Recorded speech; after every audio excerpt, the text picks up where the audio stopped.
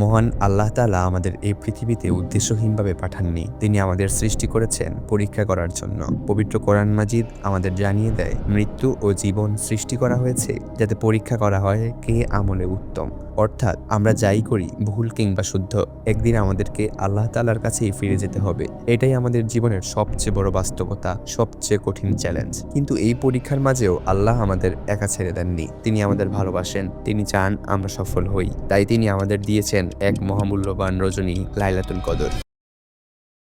আল্লাহ তাআলা ঘোষণা করেছেন, এই রাত হাজার মাসের চেয়ে উত্তম। এক রাত, কিন্তু তার সওয়াব ৮৩ বছরেরও বেশি ইবাদতের সমান। ভাবুন, আমাদের জীবনের কত সময় অবহেলায় নষ্ট হয়েছে, কত ভুল, কত গুনাহ, কত ব্যর্থতা। তবু আল্লাহ তাআলা আমাদের এমন একটি রাত দিয়েছেন যা পুরো জীবনের ঘাটতি পূরণ করে দিতে পারে। এই রাতেই নাজিল হয়েছে কোরআন মাজিদ, মানবজাতির হেদায়েতের জন্য, সকলকে কুফরের অন্ধকার থেকে ঈমানের আলোয় আনার জন্য। কোরআন মাজিদ শুধু তেলাওয়াতের জন্য নয়, এটা জীবন গড়ার জন্য, চরিত্র নির্মাণের জন্য, সমাজ বদলে দেওয়ার জন্য।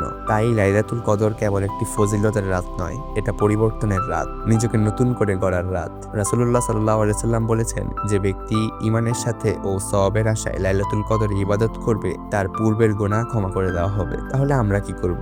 আমরা অপেক্ষা করব, আমরা খুঁজব, আমরা প্রস্তুতি নেব। রমাদানের শেষ 10 রাতকে গুরুত্ব দেব, তাহাজ্জুদে দাঁড়াবো, কোরআন মাজিদ তেলাওয়াত করব, বুঝে অনুভব করব, ইস্তেগফার করব, দান করব, নিজের জীবনের হিসাব নেব, আর বেশি বেশি পড়ব রাসূল আরবি সাল্লাল্লাহু আলাইহি ওয়াসাল্লামের শেখানো প্রসিদ্ধ দোয়া, হে আল্লাহ, আপনি পরম ক্ষমাশীল, ক্ষমা করতে ভালোবাসেন, আমাকে ক্ষমা করুন। একবার নিজেকে প্রশ্ন করুন, আমরা কি সত্যি এই রাতের জন্য অপেক্ষা করি, না শুধু সম্ভাব্য একটি তারিখ জেনে নিশ্চিন্ত হয়ে যাই?